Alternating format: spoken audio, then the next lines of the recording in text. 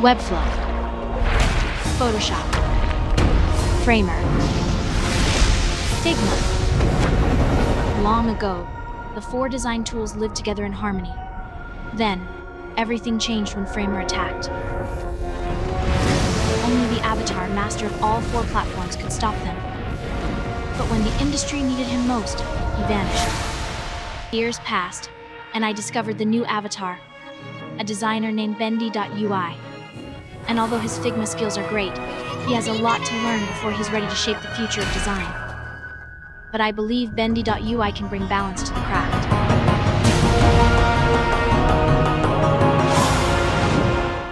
As you guys can tell, this is the third video of my series where I will try mastering Framer by trying new effect every time. And today's effect is inspired by this post on X. Before starting, this whole post is about an amazing Framer template that I have no business or intention to reproduce. Rather, let's just say I wanted to remake it and use this as a pretext to make a tutorial on it. So without further ado, let's dive into it. Before starting, I did a Figma project to kind of know what and where I'm going with the effects.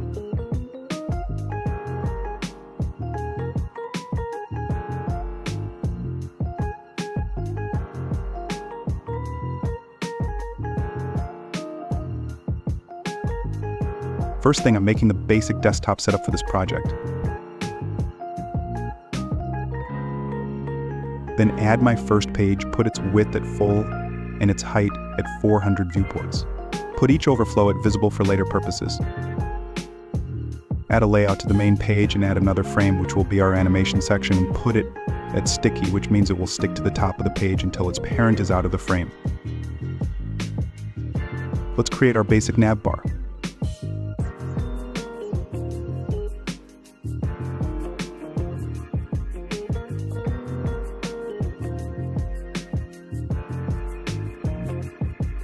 Add our images.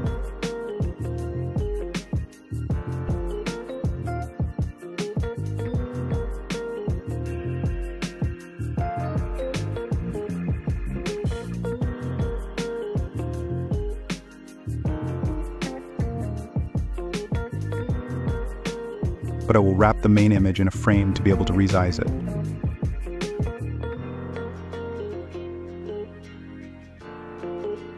Add another frame in this wrapper and put it over the image to create an overlay.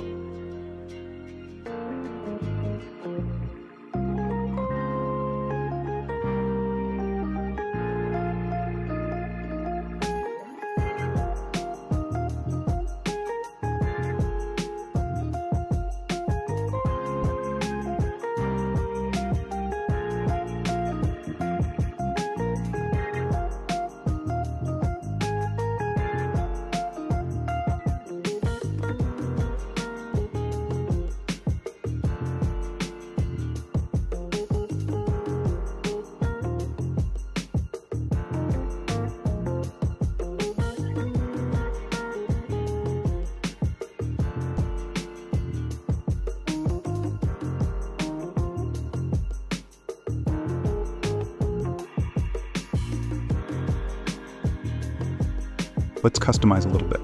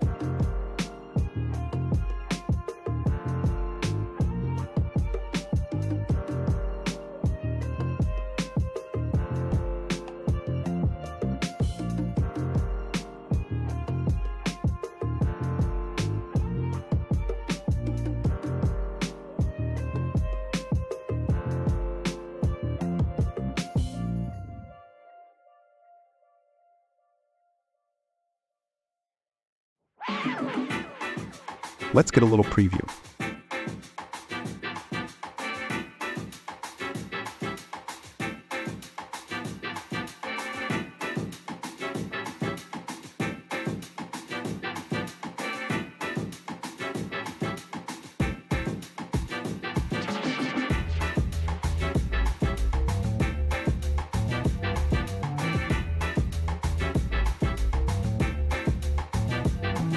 Here's where the tricky part is. Animation in Framer is just like a time-a-lane in any kind of video editing software, but instead of being horizontal, it is vertical. And that's the key to create our scrolling animation on Framer. Create a first frame and add a name on it.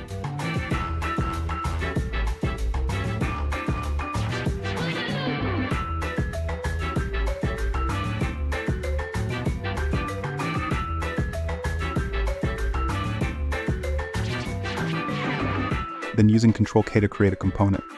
On the component page, add a variant and put its opacity at 0.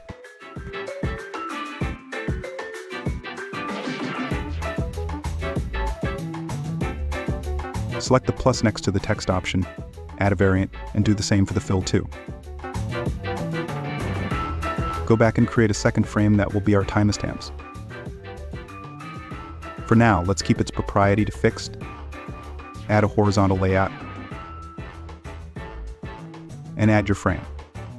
So then create a third frame and call it container. Create a vertical layout to it and put its width and height to fill, and do the same for your component.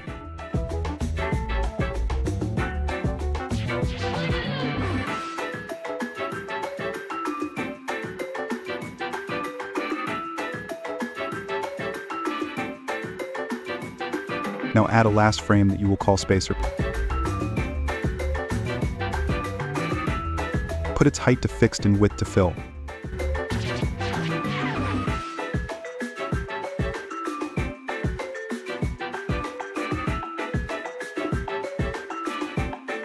Then copy your container for the amount of effect you want to do. In my case, it's 4. Change each color or name to ease your work.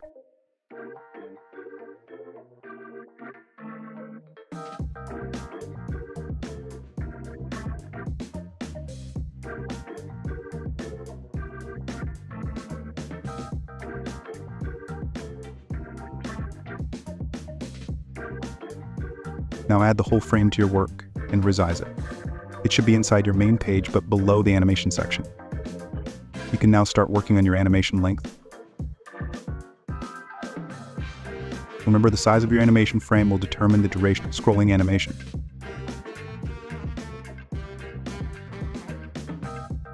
If we preview this, nothing happens. Before working the effect, go to each component and give them a different scroll section name.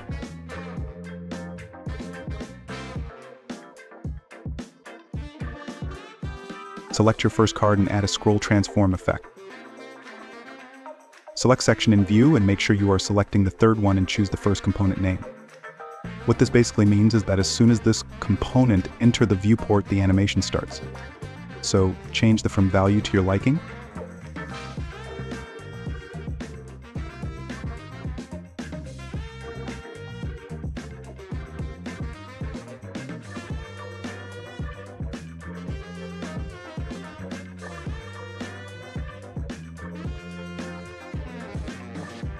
Do the same for the other two.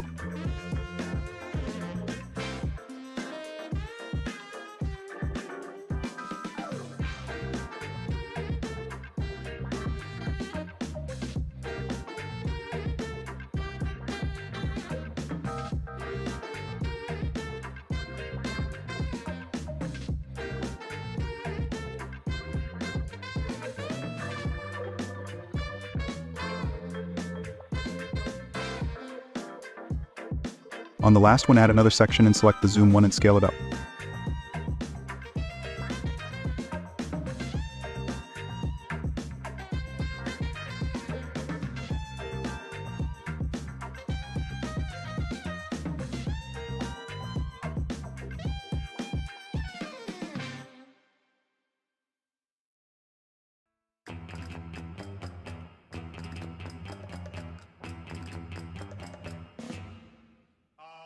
Add one for the overlay too.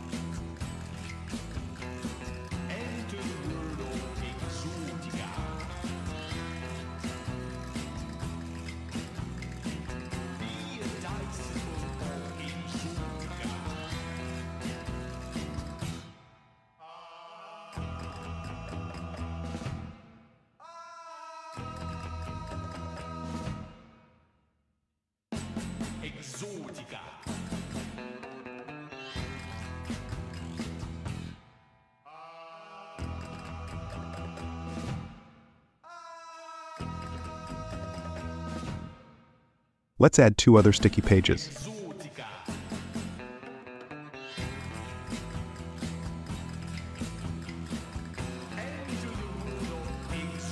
Add an image to it, but make sure it is bigger than frame.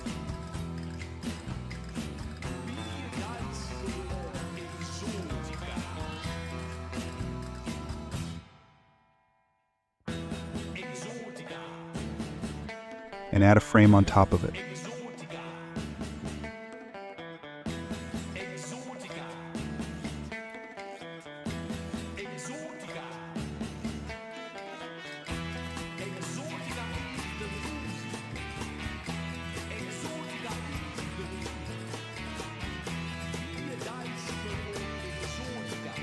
Add a scroll section to the second page and select the image.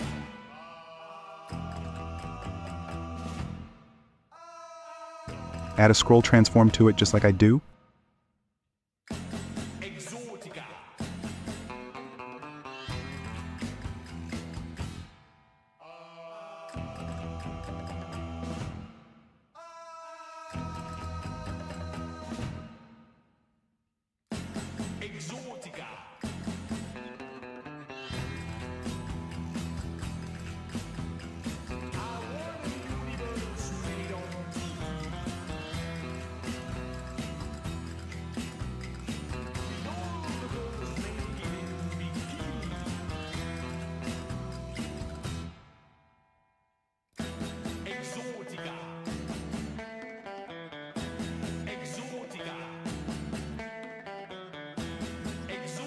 Now let's add some texts and add the appropriate effects.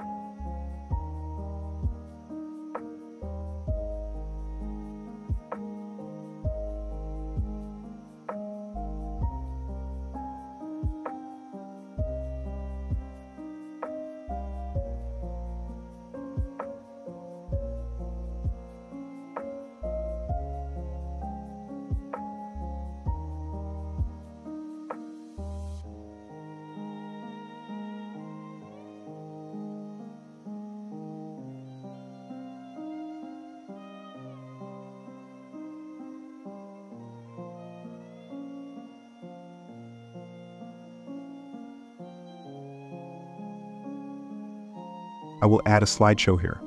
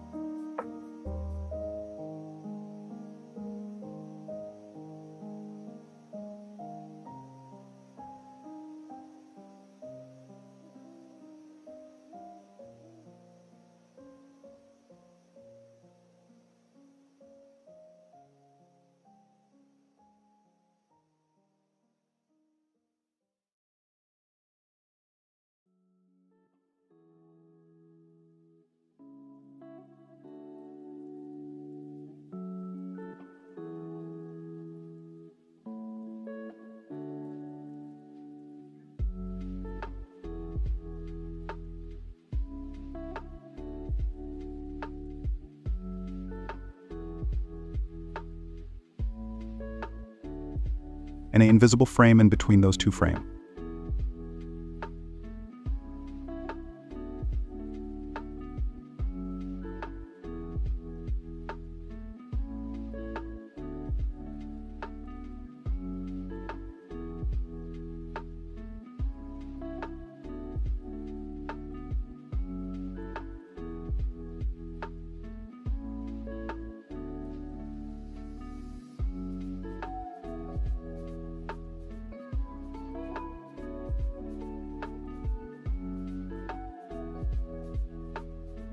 And there you go.